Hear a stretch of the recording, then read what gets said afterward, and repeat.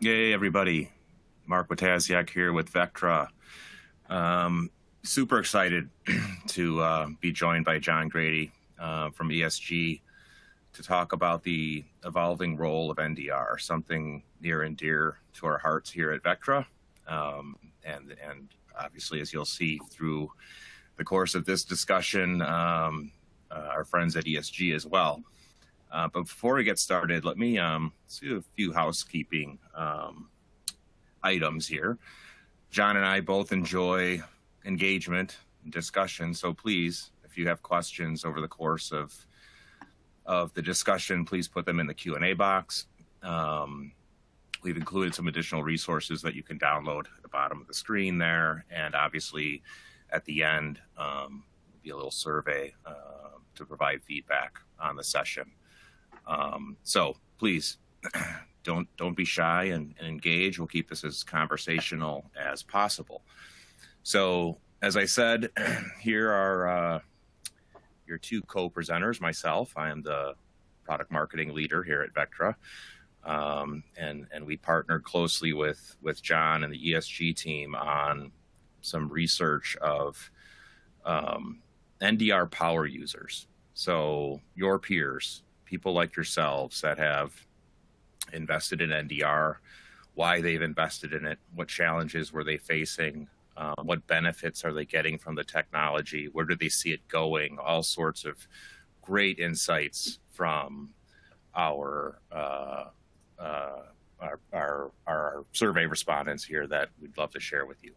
So without further ado, I'm going to turn it over to John, and we'll get the conversation going.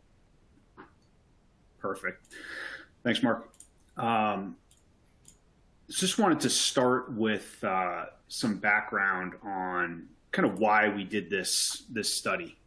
So if you're not familiar, ESG is an IT analyst consulting validation company. What we really do a lot of is primary quantitative research. So we have a lot of conversations with end users, but we do web-based studies on a variety of topics, and that's what I'll be walking through with you all today. So why, NDR?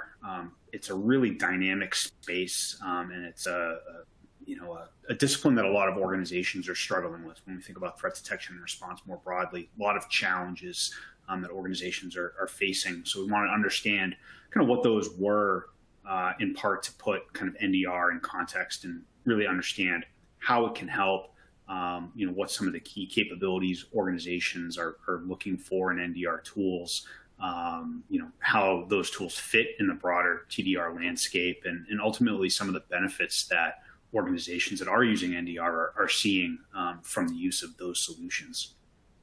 So on the right side, you can see some background on who we spoke to. So it was almost 376 IT, cybersecurity, and networking professionals that had visibility into and kind of purview over the purchasing and managing of network security products and services at their organization. This was predominantly an enterprise study. You can see almost 90% of those 376 respondents were from organizations with at least 1,000 employees. The remainder from what we term the large mid-market, so 500 to 999 employees.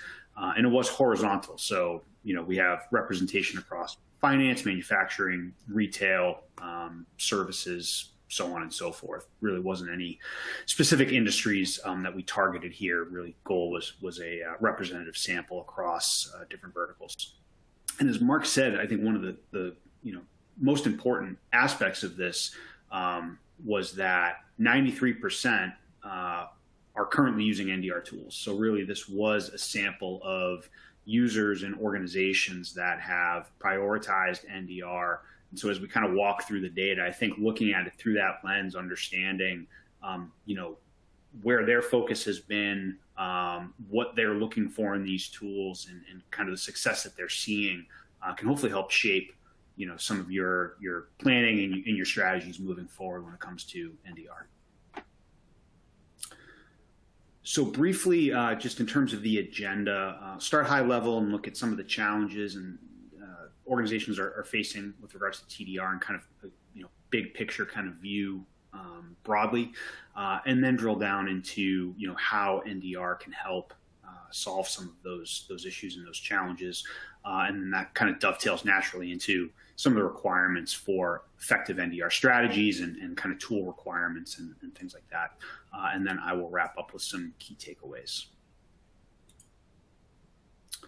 So TDR continuing to pose challenges. So, one of the things that we wanted to explore was, the pendulum kind of swinging between detection and prevention. So I cover network security very broadly. So a lot of the historical kind of perimeter-based tools that are focused on prevention. And from that side of the market, I hear a lot about, why a preventative approach is really important.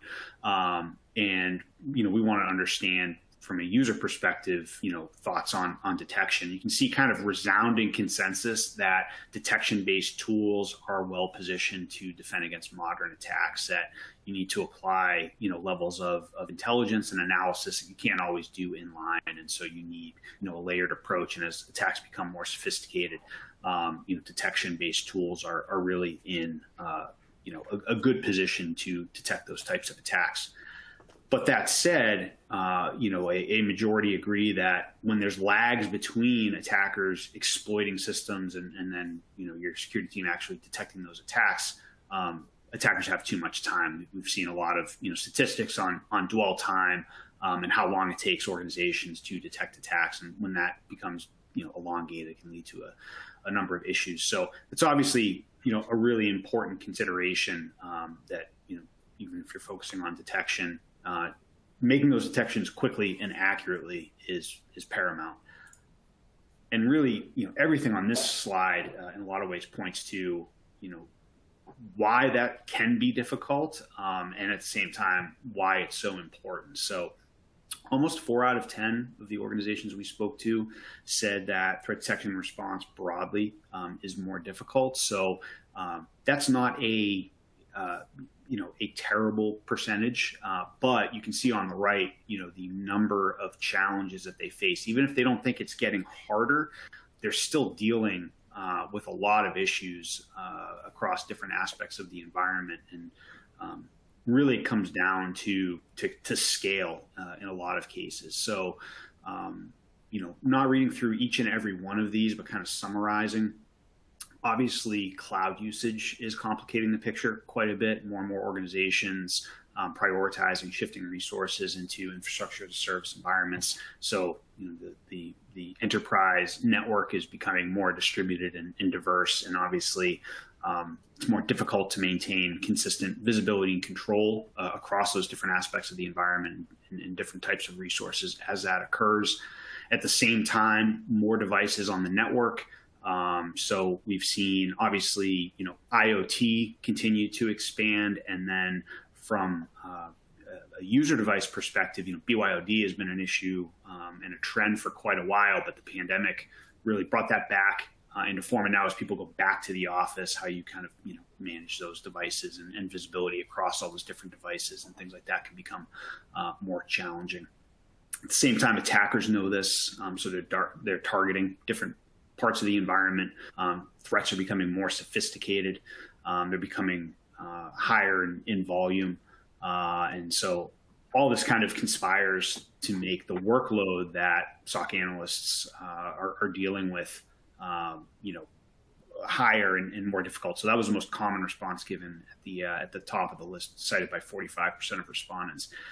The other side of this is the fact that, we hear a lot in the industry about the cybersecurity skills shortage. And security teams and IT organizations are dealing with that as well. So, towards the bottom, it's still roughly a quarter of respondents citing, we don't have enough people, and the people that we do have don't necessarily have the right level of skills. Maybe tier 1 analysts having to do tier 2 work and things of that nature. So a lot of different challenges here, kind of summarized by the idea of more devices, more locations, more workload.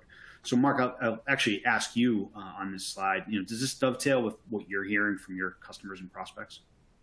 Yeah. This is almost exactly what we're seeing, and you talked about it. We often talk about this as the vicious spiral of more.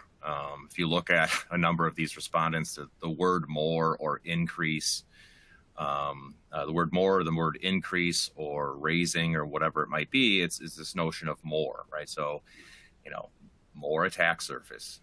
We've seen it, and we've talked to our customers and prospects outside of the survey, or buyers outside of the survey. Is we just have more attack surface to cover. Attackers are just getting more evasive, sophisticated. Their ability to infiltrate, hide inside of a network or inside of a hybrid or multi-cloud environment is becoming easier for them. At the same time, security practitioners, leaders, there's just more tools, right? More complexity, more rules, more tuning, more maintenance, right? And that's leading to the big thing that is at both the top and the bottom of this is just the sheer workload and the sheer burnout that's happening at the analyst level. And that vicious cycle or that vicious spiral of more just seems to be accelerating, right? Despite all of the tools and technology and advancements and things like that. So this starts to raise our question in our heads at Vectra is like, how do you break the cycle? Like, where do you focus to break this spiral? Because you can't just continue to just nip these off one at a time. There's a bigger problem here. And that's what raised our eyebrows a bit on this and this insight from working with you all on this research. Yeah, it's a good call out as well, because I didn't mention tools, but towards the middle of the list here, using too many disparate tools to try to solve these problems that ultimately lead to inconsistent or incomplete siloed visibility. Again, as you said, just another aspect of more that further exacerbates the issue. So, mentioned, the threat landscape, and this is just a little more visibility here. So, we want to understand how, kind of loosely, how organizations are thinking about the MITRE ATT&CK framework and where they're having, the most challenge detecting threats. And so, interestingly, just starting almost from the bottom, 97%. Said they use it in some way. We didn't specify, so whether it's for during their actual threat detection kind of workflows or a tool evaluation, but in some form or fashion they're referencing MITRE ATT&CK, and everything above that is kind of groups within MITRE ATT&CK for the attack lifecycle in different stages, and we want to understand kind of where organizations are having the most trouble detecting threats. And I think one of the key takeaways is there isn't, one area where there's kind of a consistent struggle. Security teams are facing challenges across all aspects of the attack lifecycle. So, a few caveats with that. You can see, towards the top, identifying command and control traffic, identifying attacks that are trying to evade defenses and establish persistence, cited a little more frequently, but followed closely by attackers targeting identities and trying to access credentials to obviously kind of mask what they're doing through legitimate user access and things like that. And then towards the bottom, I think this stood out to me. Lateral movement, a little bit less of a challenge. And if we kind of go back to one of the first things I said, and the fact that this was really NDR power users, that starts to make a little more sense in the fact that, those tools are really specialized in detecting that part of the attack cycle. So it makes a little more sense that maybe this group is having less of a challenge in that area. Although, some of these other aspects of the attack chain certainly stand out. So how NDR can help. So just level setting how this group is using NDR tools. Again, this stood out as well. Just about everyone that we surveyed is using NDR as a first line of defense. So 42% said they use NDR exclusively as a first line of defense to identify malicious activity on their network. A third of respondents said they use NDR in conjunction with other tools. So that could be SIM or EDR or XDR, which we'll talk a little bit about later. But that NDR is a part of that initial signal that something's going on. And then only a quarter said they use something other than NDR as a first line of defense. So again, EDR, XDR, or SIM. So if, essentially the takeaway here is if you are, investing in NDR, it is typically a foundational part of your threat detection response strategy and program. It's not a secondary aspect. And what are the use cases that organizations are trying to address through the use of NDR? So a couple aspects of response here. So at the top of the list, improving response capabilities, and towards the middle, accelerating incident response processes. To me, these kind of both point at the evolution towards NDR from what was NTA and the ability to really do more, not just getting an alert that something is wrong, but being able to begin to triage and potentially through integration, even act upon some of those alerts is becoming more and more important. And then second from the top, cited by 52% of organizations monitoring cloud environments. So again, the idea of the network has fundamentally changed, and I think organizations are kind of coming around and they're thinking that we can't think about cloud in a silo and distinctly different from our on-premises environment. Most are moving towards kind of more standardized hybrid environments. And so how do you kind of bring in that monitoring and visibility more consistently across all aspects of the organization? I'll mention this later as well in terms of kind of defense in depth, and XDR is called out here, cited by 49%. And that kind of points back to that middle group on the previous slide, but ensuring that NDR can operate as part of a broader TDR program to ensure that you have complete visibility across all aspects of the environment, all types of devices, and do so kind of consistently and coherently. At the same time, detecting attacks have been missed by other tools, so filling gaps is important.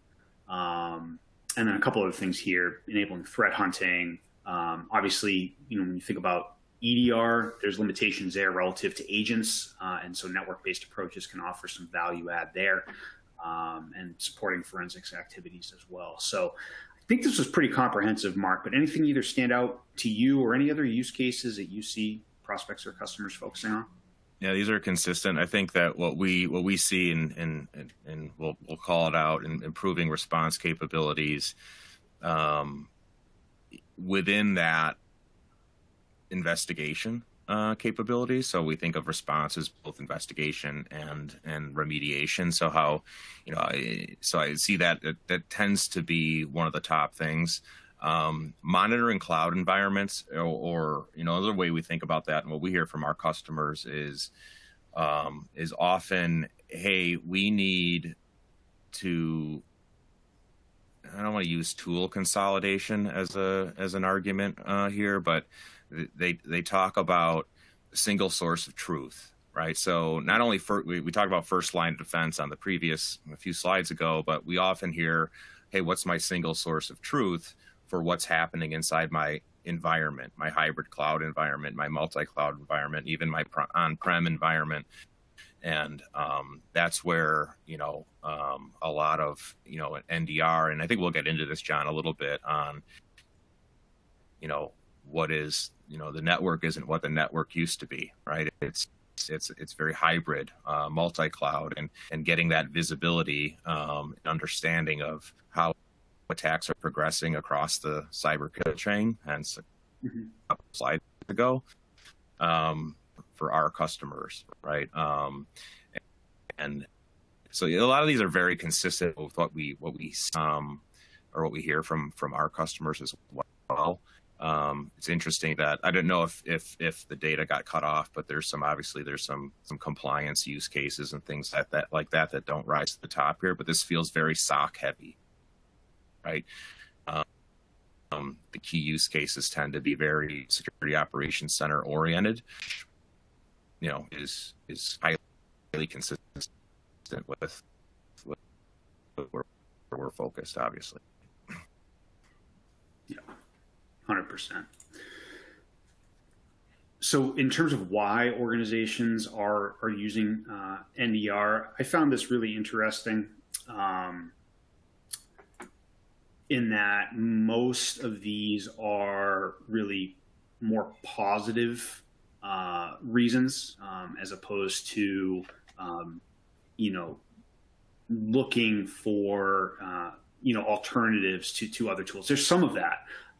But the idea is that among organizations that, are investing in NDR, it works. There's some flexibility, and it's kind of, checking some really key boxes. So at the top of the list, these tools provide the highest fidelity. So accurate detections, low false positives, which is incredibly important as we think about that in the context of, the challenge slide and these analysts dealing with more.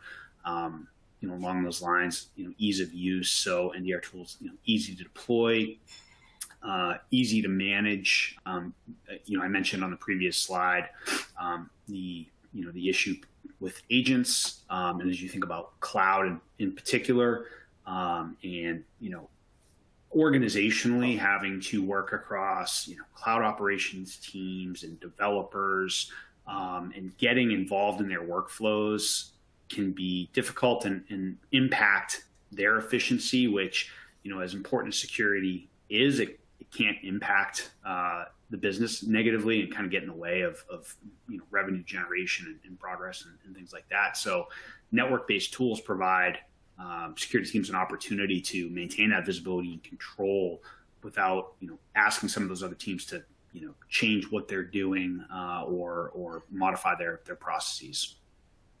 I have mentioned kind of visibility across different parts of the environment, and that'll come through. I think, the idea of NDR and its ability to address cloud was one of the main takeaways of this research and that need for consistency.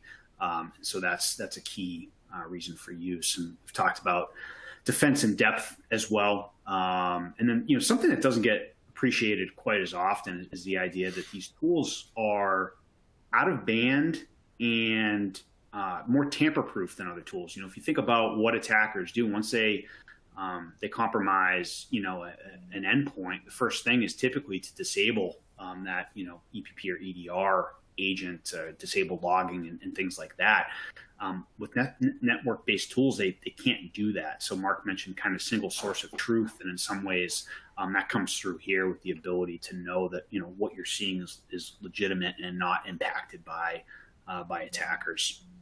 And then the fact is there's just a lot of security teams and security personnel that are kind of comfortable with these types of tools, and so alignment with what your organization is used to is important as well. And I mentioned, so those are all kind of positives, and then there are about a quarter of organizations that say, hey, the tools that we're using outside of NDR either aren't working effectively, they're not detecting advanced threats, they're inefficient, and there is some of that for sure. But I focus more on the fact that, again, these tools work. They're easy to use. There's kind of positive implications here that I think are most important.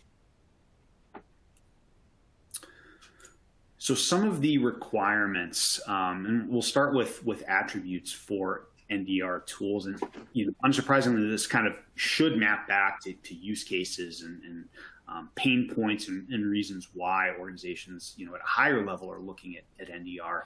So the top of the list is understanding IoT and OT protocols. So mention kind of more devices on the network, and the inability of a lot of those devices to support agents. And so NDR becomes a really effective way to monitor those environments. Hear a lot about kind of segmentation, but that only does so much. You have to have visibility. And so, making sure you understand kind of what those connected devices are, and so you can put context on the traffic and make more accurate detections is really important. The next three I found really interesting, and Mark touched on this a little bit in terms of, kind of investigation and kind of triaging. Different organizations have different needs, different ways that they want to work. And so, some are looking at this as a information collection mechanism. They're still standardized on SIM. They're going to pivot to their SOAR for remediation, and they want integrations so that they can kind of pivot right to those tools. But just about the same percentage, 34%, are looking for a strong and a dedicated UI to do more in the NDR console, which makes sense if you are kind of treating it as a first line of defense. Can you, start to drill down and do more of your investigation and leverage that single source of truth, like Mark was talking about, directly from the platform before you have to go somewhere else. And then, piling on, more sophisticated analysts that are doing threat hunting. Can you support from a vendor perspective, and as you're thinking about kind of developing these tools, can you support customization so that those users have what they need to work in the way that they want to? There's another segment of the user base that may want that strong UI, but are looking for kind of automated workflows and directions and alert prioritization and things like that to help them work more efficiently. But there's a subset that really need to take advantage of the telemetry and the visibility in their own way to detect some of those sophisticated threats. So that's all kind of on the investigative side. Deployment flexibility, again, kind of calls back to the need to support different parts of the environment. So physical appliances, virtual appliances, cloud delivered solutions would all kind of fall under that bucket. And then this is something we're hearing more about. So the ability to consume SaaS telemetry, in some ways that's in some ways a different problem set, but it does point back to the idea that, the environment has a lot of different components now. SaaS applications are really important. Attacks are moving laterally. So, the ability to pull at least some information and be able to kind of glean insights based on, I found something anomalous on the network, and then, all right, maybe there's something going on in my SaaS app where I have sensitive data. That's where the attack and the attackers were kind of moving to and try to pull those insights together. One other thing here, encrypted threat detection without decrypting, hearing more about this as well. So, a lot of organizations are struggling with encrypted threats. The kind of standard method of decrypting can, cause performance impacts. It's costly. There's privacy concerns. And so again, the ability to kind of glean insights here based on, packet size and handshake analysis and things like that without decrypting traffic, but, understand there's something going on here that you may want to investigate more thoroughly is important. So we asked about AI as well, which I think in the industry, can be oversold. But when it comes to NDR, I think it's really critical because so much of it is based on analytics, and obviously, leveraging AI and ML to enhance those analytics makes a lot of sense. And among this respondent base, that definitely came through and loud and clear and certainly resonated. So you can see 46% said strong AI capabilities are critical to NDR solutions, and another 46% said that they're important. So, over 9 out of 10 are looking for AI when they're evaluating NDR solutions. As far as the benefits and the kind of uses for AI and why respondents think it will make these tools work more effectively, this was interesting.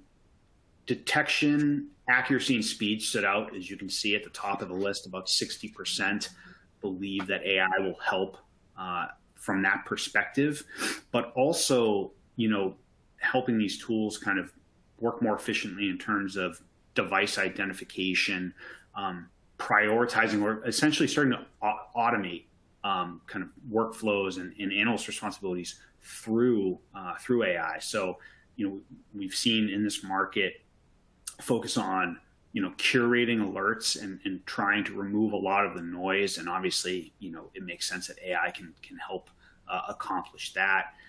It can help, direct analysts as to, where to focus, both from that alert prioritization and just, steps in the process. Mark mentioned compliance earlier, and there's some applications there.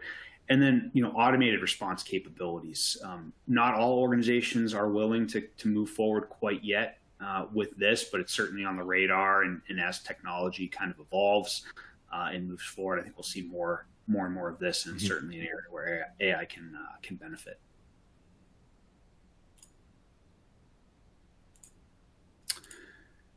So we mentioned XDR, and I'll maybe just level set that it's a loaded term in the industry. A lot of different viewpoints and definitions. I think I'm talking about it and thinking about it at a very high level, and in the context of, we talked earlier about kind of tool sprawl and disparate tools. How do you make sure all the different solutions that you're using for threat detection and response can kind of work more effectively together, share information, make, as an analyst, your job easier, and really from that perspective, without getting into the specifics that I think cyber Twitter gets into, as far as what it is and what we have to call it and things like that. But there are some areas where NDR maybe doesn't have as broad a coverage that really pave the way for this way of thinking. So the top of the list, the ability to integrate identity data. We saw on that kind of MITRE attack chain slide and where organizations are having trouble. A lot of that comes down to the credential access and compromise and parts of the identity stack coming into play, and being able to apply that context is really important. Not all NDR tools, and I would say very few, have the ability to do that. So that's one gap. Another is visibility into endpoint events. Obviously, these aren't EDR tools, and so there's visibility kind of over the devices, but not necessarily what's going on the devices, which is why the EDR market exists. Nothing surprising there. Talked about visibility into SaaS applications. Again, starting to see some movement here, but most tools don't do that. And then work from home environments. I've talked a lot about cloud and that aspect of environmental expansion, but obviously the pandemic and the shift to remote work played a role as well. And these tools are typically kind of on-premise or in the cloud and may not have visibility into those environments. So, Mark, I'd actually loop you back in here and get your perspective on these data points and findings. Yeah, I think this we'll maybe talk a little bit about this towards the end. But the way we think of XDRs is, and I think you might touch on this, John, in a future slide, as a strategy, right? So this, identity, endpoint visibility, SaaS applications, et cetera, screams the need for in our perspective, an all-encompassing platform for threat detection and response. You can call that XDR, you can call it whatever you want, but what is this holistic platform approach to threat detection and response that has the coverage across attack surface? Because, we contend that the attacker just sees one giant attack surface, doesn't see individual attack surfaces. Sees one giant attack surface that spans on-prem, cloud, SaaS, identity, et cetera, and they'll find their way in.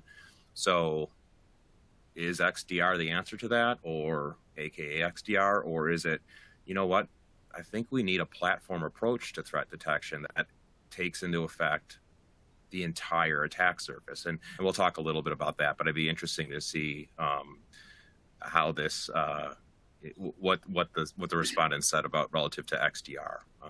I think you've got that coming up. Yeah.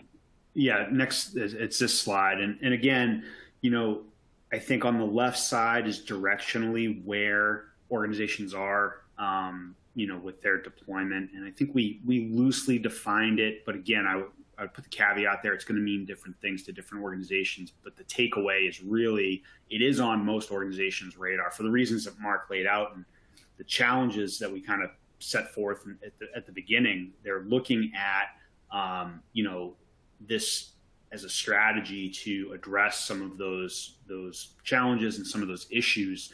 So there's a lot of interest in XDR. It's kind of the first takeaway from the left side here. And then on the right side, where does NDR fit into this?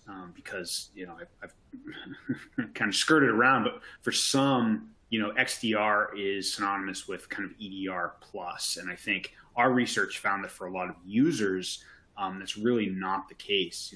Almost 60% said NDR will form the foundation of their XDR strategy, that they view, that network visibility that's, able to provide telemetry across, on-prem and cloud and, different connected devices is really essential to a coherent TDR strategy, if that's how you think about XDR. Another 35% said it'll be a secondary part of their XDR strategy. So maybe not the first movement, but certainly the second. So, again, vast majority, very few, that yellow bar there, it's about 5% said NDR is just going to remain separate. It's not part of a cohesive XDR strategy or approach. So I think this was really telling, again, because there is, so much discussion in the market as far as, what it is and where to start. And this group was pretty clear in the criticality of NDR when it comes to XDR. Yeah, I think as I look at like 52 plus 41, so at 93% roughly are in the process or have plans to, let's face it, unify threat detection and response, right? Whether they call it XDR or not, but they're trying to, we need to unify disparate tools, the visibility, the context, the workflow of the analyst.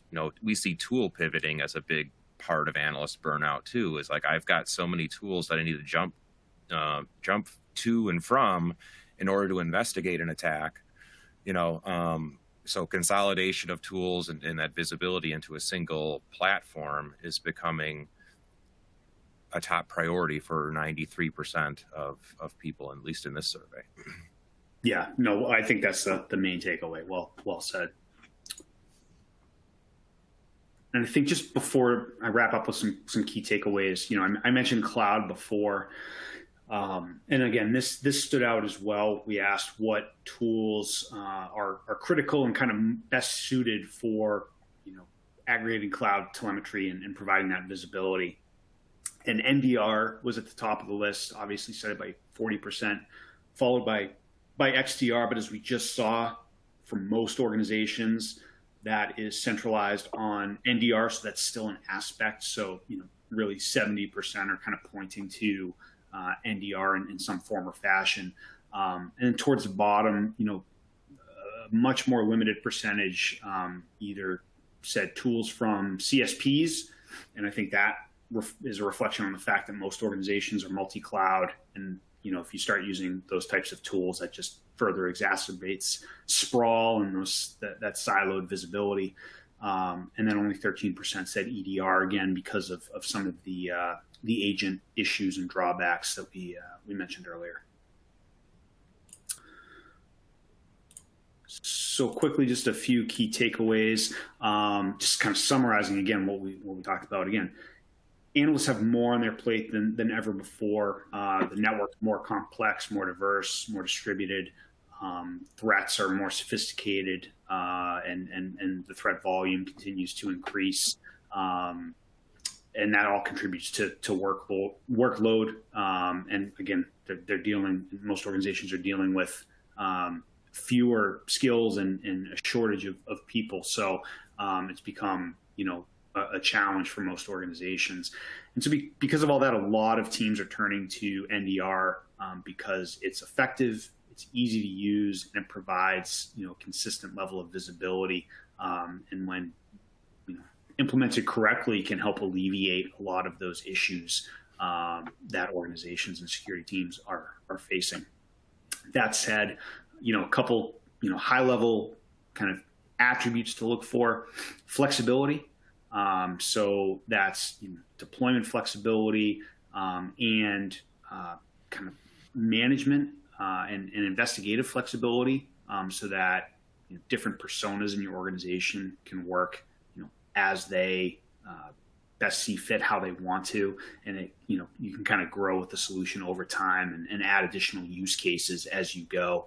And then AI, not just for detection, but for improving, automation and some of those kind of tangential aspects of management. Those are really critical NDR components.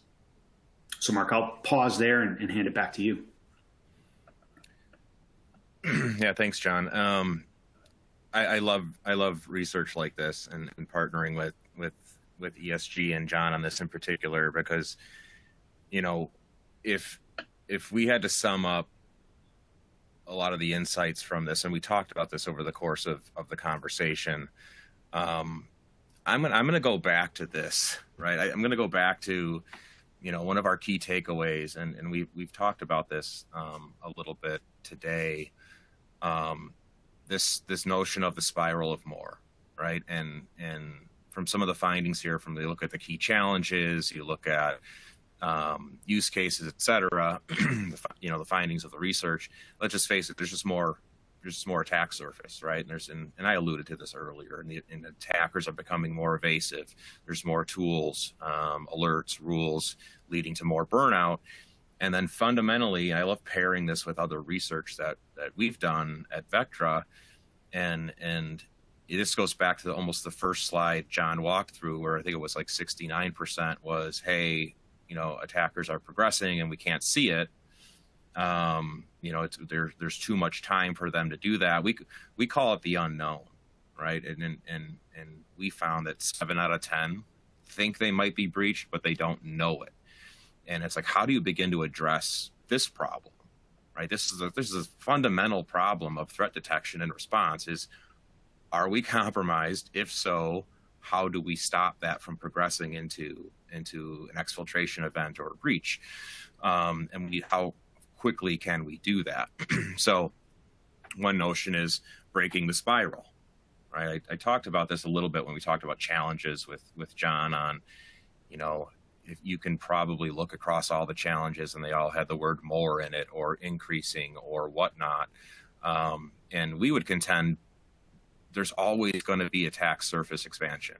That's uncontrollable. There's always going to be evasive attackers finding new ways in, new ways around prevention tools and controls, new ways to blend in, to look like a user or an admin or whatnot. So there are always going to be evasive attackers. You can't necessarily control that either. But what is in our control, and John alluded to this on his takeaways, and kind of one of the key takeaways of NDR is the word efficacy, right? And at Vectra, we talk about this. Hey, are we holding ourselves accountable for the efficacy of the signal we give the security analyst? Right? It's one thing to have visibility. It's one thing to have accuracy of detections, but it's a whole nother world when those detections are actually real attacks. And that's where we talk about signal efficacy. And here it's like, let's break the cycle or break the spiral with clarity of signal. And can we do it with less tools, less alerts, less rules, less, and if we break the cycle there, maybe we will do something about the analyst burnout problem and the turnover problem and the workload and the skills gaps and all of the other insights that John gleaned from this study. So we call it attack signal intelligence. It was the AI slide John walked through, where it's like, here's how we think about, or here's what the survey respondents said, how they see AI fitting into the world. We call it attack signal intelligence, and it's all for the purposes of breaking the spiral and providing that signal clarity. Our approach to it is simple. I look at this research and, I start bucketizing. I look at the charts and look at all the respondents and the percentages, and I'm like, wow, if you just take a step back and think about bucketing those different responses, they tend to fall into one of 3 areas. It's either a coverage problem, a clarity problem, or a control problem, or challenge, or need, right? Or benefit that they're seeing. And we talk about attack coverage. How do we cover the attack? 4 of the 5 attack surfaces. Like I said, attackers don't see multiple attack surfaces. They see one big attack surface. Are we providing the coverage across the different pieces to provide full attack surface coverage? Signal clarity, I just alluded to, attack signal intelligence. This is about using AI to do to automate the detection, triage, and prioritization of threats, of alerts. So the analyst doesn't have to do that. That's it. That's where that signal clarity comes from. And then finally, what is a human really good at? A human is good at critical thinking, investigating, hunting, right? Reasoning, and obviously stopping attacks. So how do you do that in an integrated way? How do you do it across a platform? This is the XDR kind of notion. That whole 93% are either deploying XDR or plan to. They're deploying a holistic threat detection and response strategy and platform. They're planning on how are we going to approach threat detection and response holistically in a single platform. We think the same way, we see the same thing, and hear the same thing from our customers. MDR services, how do you augment it with services? And then obviously this rang true a lot in the survey was ecosystem. I don't believe one single vendor can do it all. I've already invested in technology. I've already invested in SIM, SOAR, EDR, ITSM, SASE. How does this leverage the technology investments I've already made? So this is kind of our fundamental approach. And it's great to see the research not only validate this, but help Vectra in how we position things, not both existing and on our roadmap for the security practitioner and leader. It's how it looks in one single, view. This is, Vectra is an NDR, historically an NDR company, but we hear you all in surveys like this and talking to our customers. This is what is needed, right? If you're going to do coverage, clarity, and control, fundamentally, if that's where the challenges are, how are you providing coverage across the attack surface? And that attack surface is made up of public cloud, SaaS, identity, and network.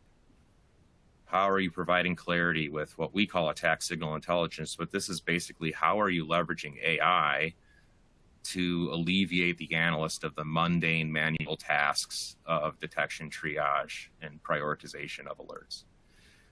How are you arming the analyst to take intelligent action, right? With integrated investigations, no tool pivoting, right? Automating those mundane workflows or everyday workflows that can be automated. How are you arming them with targeted response capabilities, both with the flexibility to be triggered manually by the human or automatically? And are you using existing technology to do that? It was interesting. One of the slides, John, you had on the findings was native response was towards the bottom, but integration with SIM and SOAR for response was towards the top.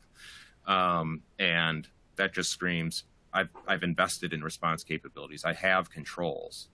Can you automate triggering of those controls, or can you enable my analyst to trigger that control? And yes, obviously that's a big piece of the platform. And then obviously ecosystem, all the different flavors of technologies that you've already invested in. How are we helping you leverage those, optimize those, take advantage of the investments that you've already made without adding complexity, right? That's key. So I love this research. It aligns really well with not only how we're thinking, but it also helps us prioritize, where should we be focusing on from a product development and enhancement perspective, roadmap perspective. Obviously, we partner with ESG on this research. Obviously, that we're a big believer in being very buyer centric and hearing what you all have to say. There's a ton of resources that we've put together on attack signal intelligence, our platform, and our MDR services. Please, this is my humble Vectra pitch at the end to go and check those out. And then in the time permitting, I just wanted to open it up to Q&A, and it looks like we've got quite a few. I love the engagement, everybody. Thank you. This is fantastic. John, I'm going to open it back up to the both of us on this. Yeah. And I'm going to start with, let's see. There's an interesting one that came in early in the process. And and John, you alluded a little bit of this on this with segmentation, but how does NDR play with zero trust network architecture / SASE? Yeah, I mean, I view them as separate. I think the slide that you put up kind of spoke to it well in terms of, is kind of sharing context. Can you integrate for quick response because those are control points when something's detected? Can you kind of quickly, through a ZTNA solution, prevent a user that's been compromised that you understand based on your NDR detections from further accessing an application, things like that. But when I think about SASE, it's more preventative controls. It's more user focused. ZTNA is a part of that, and I put that kind of in the same context. So they're separate. But Mark, to your point, it's a security kind of ecosystem, and these tools have to work together in concert, or the complexity just becomes overwhelming. Yeah, I think about how NDR, or let's just how a TDR platform, aka XDR, might play. Fundamentally, I think it comes down to either it's visibility, context, or controls, and we pull in a lot of context from SASE. We use ZTNA technology or partners, ecosystem partners, from a control standpoint. So yeah, we kind of see the same perspective, John, as you. Are there monitoring tools related to user management regarding roles that have been given, for example, admin and user view? I don't know if that is pertinent to the NDR discussion, but obviously yes. I mean, as you can obviously monitor for, let's face it, attackers like to mask themselves as admins. They like to look like users, right? So monitoring for attacker behavior and correlating different attacker behaviors, TTPs, and raising the red flag when you know this isn't everyday normal admin use. This is an attacker that has compromised your credential and gained privileged access, and escalating that to a security analyst for investigation. Yeah, we could do that within, at least within the Vectra AI attack signal intelligence and in our platform. That's native to what we do. Let's go to, there's quite a few here. Where does Vectra fit in the NDR market? I kind of alluded to that towards the end, so I think we covered that one. Here's a great question. This is probably near and dear to your heart, John. I think you're the guy. Everyone at ESG has done some research on this. XDR is such a broad concept, and there seems to be a lot of different definitions of it depending on who you talk to. What is your definition to it, and what does it solve for the customer or the security team? Yeah, I mean, I think we spoke to this, so not to rehash completely, but just to summarize. And I don't have a dogmatic definition. I'm going to steal from you, Mark, because I think you said it well. I mean, I think it's a strategy that seeks to better integrate and normalize telemetry from various sources. So there's a lot of and then allow analysts to kind of centrally kind of work off that information. So there's definitely kind of solutions that are positioned as XDR that incorporate some different sources, network and EDR and so on. There's really nothing that can accomplish all of that. But I kind of up-level it a little bit and look at it more as a strategic approach, how you do that. I'm a big proponent in the ecosystem view. You kind of alluded to this, and there's alliances out there. There's kind of working groups that are working towards that, because to your point, again, most organizations have a lot of these tools in place. So how can you kind of make good on what you already have, kind of built upon that, look for tools that are going to fit, fill a lot of those needs without kind of ripping and replacing everything. So in terms of what it solves for security teams, complexity, reduces complexity, hopefully improves effectiveness and efficiency, I think are a couple of the key goals, and really, helps address the fact that, attackers are, looking to exploit the fact that they know that most enterprises have different tools looking at different parts of the environment and kind of work their way around that and take advantage of it. And so the goal, I think, from a more comprehensive approach is to help that be avoided. Yeah, I love this question. I love the second part of this question the most, because what's in it for me as a security person? It's like, that's how it should be defined. And I think of, does Vectra call itself an XDR? No. But fundamentally, if you peel back all of the onion of all the definitions out there, I still think it comes down to coverage, clarity, and control. It's like, I still think that, whether you read, I'm not going to name any vendors, but no matter whose definition you read, it's like, oh, that's a coverage thing. I need to have coverage across endpoint, cloud, SaaS, identity, network, data center, right? I need attack surface coverage. Okay, check. Clarity. Clarity is, I need to be pulling telemetry from all of these different places in order to understand how an attacker is infiltrating and progressing inside my environment so I can stop them. Well, that's clarity, right? And then the stop them is the control part. So I've got a stack. I've got a bunch of stuff I've invested in. Am I effectively triggering the right controls at the right stage of an attack to thwart that attack before it turns into a breach? So I fundamentally to Vectra and my, we think it's XDR's no more than that.